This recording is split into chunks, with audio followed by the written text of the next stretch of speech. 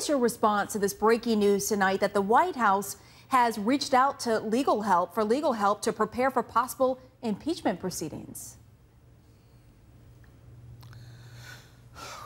Well, it doesn't surprise me. You know, we are witnessing again.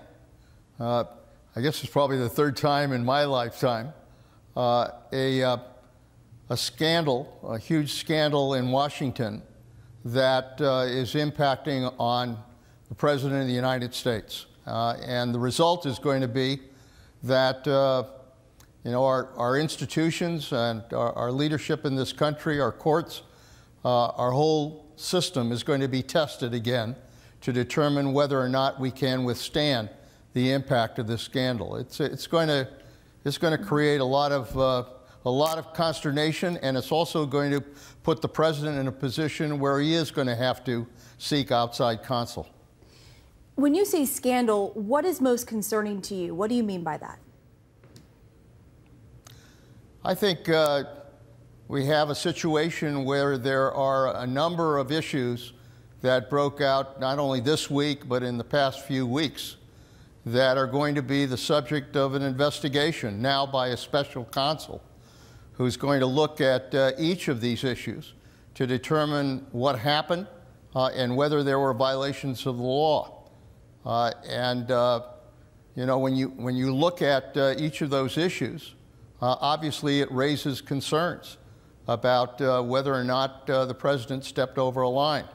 The whole issue with Mike Flynn and basically threatening to cut off an investigation of Mike Flynn, the issue of the Russian investigation and the firing of Director Comey, which now appear to be related and raises implications again on that investigation.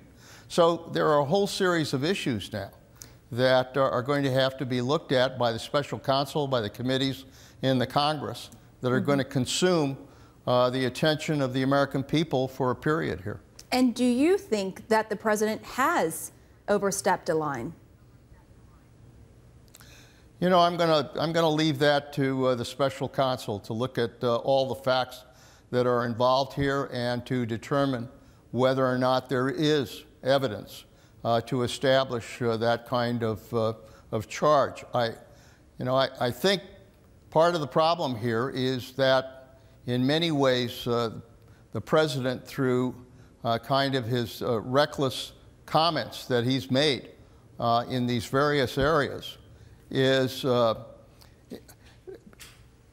establishing the potential for a case against him in each area. So what the counsel has to do is to determine where the truth is. And I've always felt that no president can stand in the way of finding the truth. And I think that will be the case with this situation as well. And you mentioned that the president's comments. According to the New York Times, President Trump told the Russians in the Oval Office that former FBI Director James Comey was nuts. That aside, what is your reaction to the fact that these conversations in the Oval Office are leaking? Well, it's chaotic. I mean, the White House is in total chaos right now. I'm sure there are leaks coming out left and right. At the same time, the president himself has created a lot of these problems by virtue of what he said, what he's tweeted. There is, I think, a sense that, that things are spiraling out of control. And that's not good for the country. I mean, all of this, frankly, takes our attention away from the challenges that we face, not only here in this country, but the challenges that we face in the world. You say things are seemingly spiraling out of control. Do you think that is because the president is essentially his own worst enemy in this?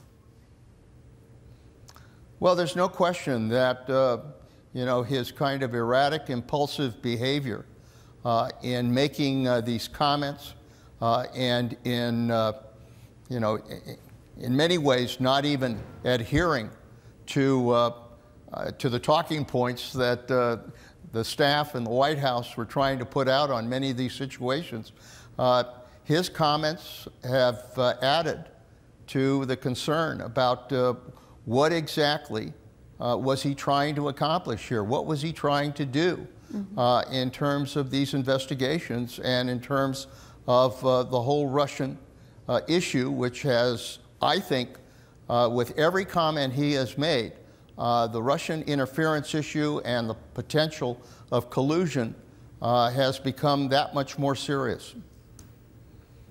And Secretary Panetta, CNN is reporting tonight that Russian officials bragged in conversations during the presidential campaign that they had cultivated a strong relationship with former Trump advisor, retired General Michael Flynn, and believed that they could use him to influence Donald Trump and his team. The conversations deeply concerned U.S. intelligence officials, some of whom acted on their own to limit how much sensitive information they shared with Flynn and others during the transition. Your reaction?